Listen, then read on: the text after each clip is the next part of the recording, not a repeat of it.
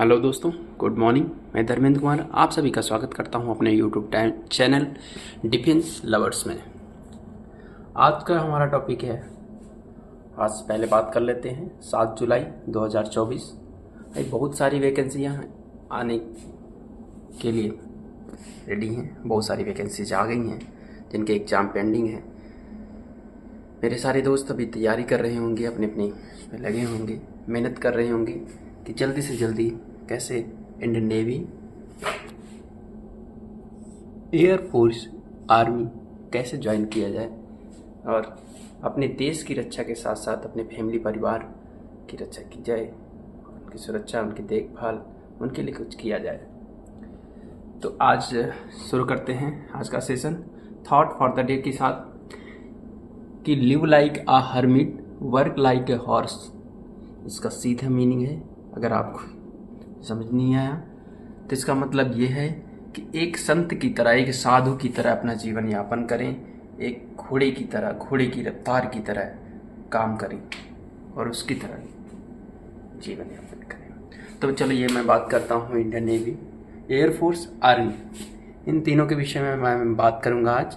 उसमें age limit क्या होती है, क्या चले क्राइटेरिया क्या है एज लिमिट का, फिजिकल में क्या क्या होता है, देन आफ्टर मेडिकल में क्या क्या होता है, उसके बाद मेरिट लिस्ट तैयार होती है तो कितने % चांस रहते हैं, आपके कितने नंबर हैं या तो कितने, उसके बाद आप लगा सकते हैं अनुमान।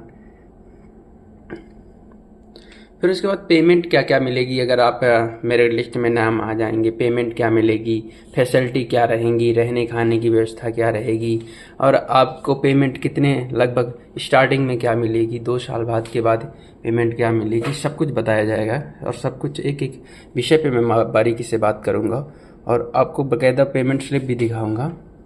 अलाउंस क्या क्या मिलेंगे, हार्ड एरिया अलाउंस नेवी में मिलते हैं, एयरफोर्स, आर्मी, तीनों सेनाओं में मिलते हैं अलाउंस, तो अलाउंस की भी बात करूँगा।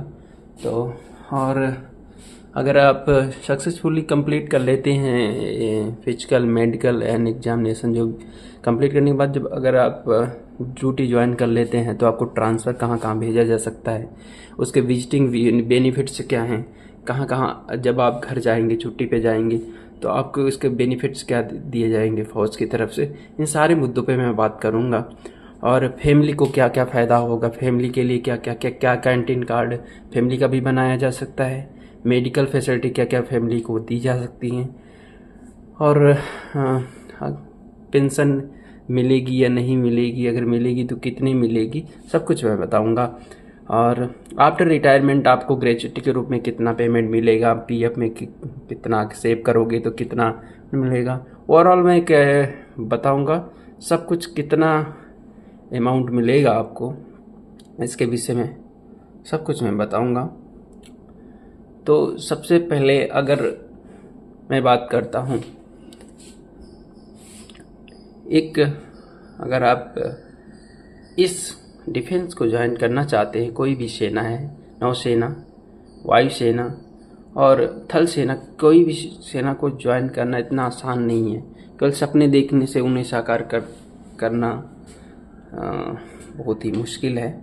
हाँ, सपने देखने के साथ साथ अगर आपको मेहनत करनी पड़ेगी, आपको फिजिकली मेहनत करनी पड़ेगी, जल्दी उठना पड़ेगा, रनिंग करना पड़ेगा, रनिंग करने के बाद पुशअप करना पड़ेगा, पुशअप, सेटअप, मतलब आप फिजिकली फिट होने चाहिए।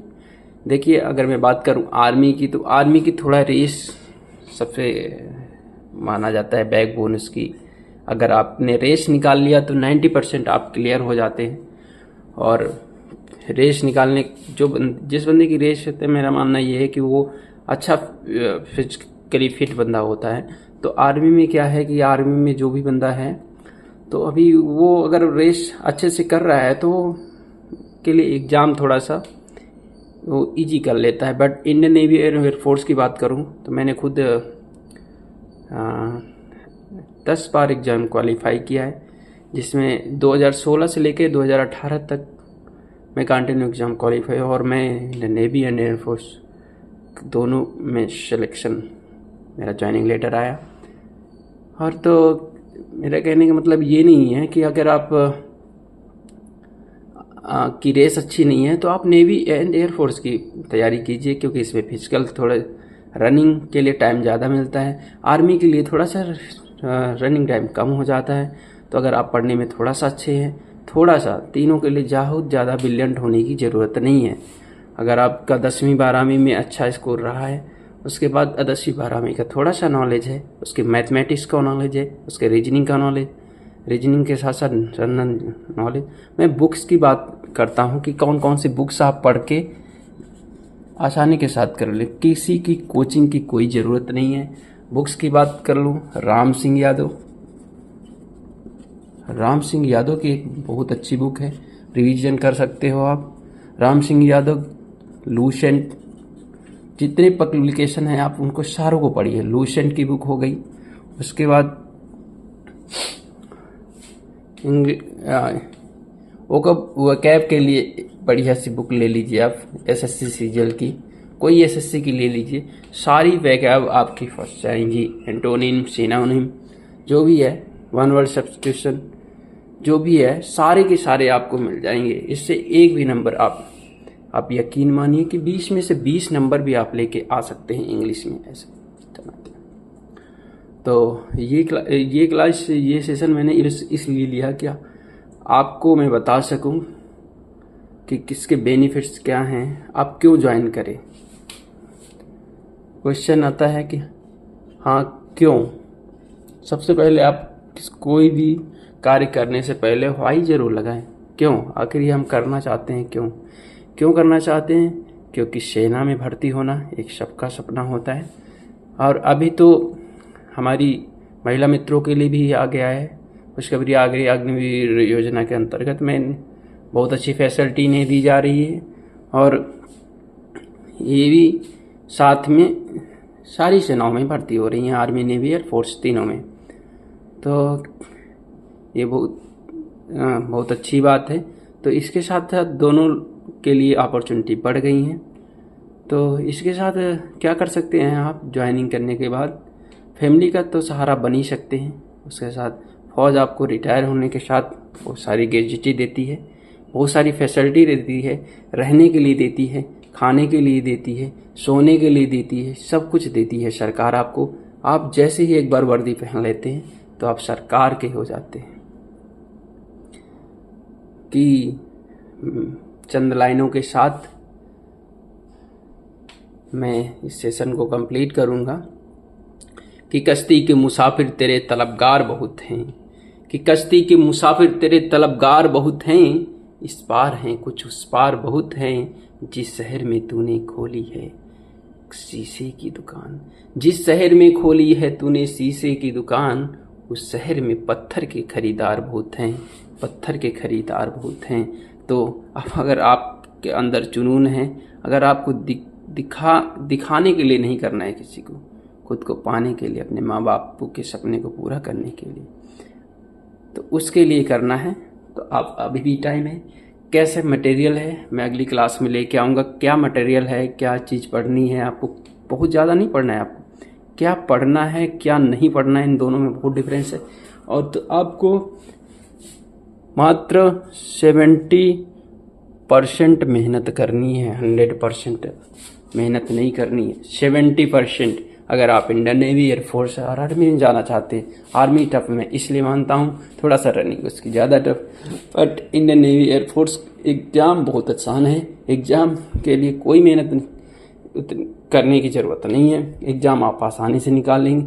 कैसे निकालेंगे वो सारी चीज़ें मैं बताऊँगा, टॉपिक वाइज बताऊँगा, कैसे क्वेश्चन आते हैं क्वेश्चन भी कराऊँगा, तो उसके लिए आप निश्चिंत रहिए। तो आज की क्लास में यहीं तक।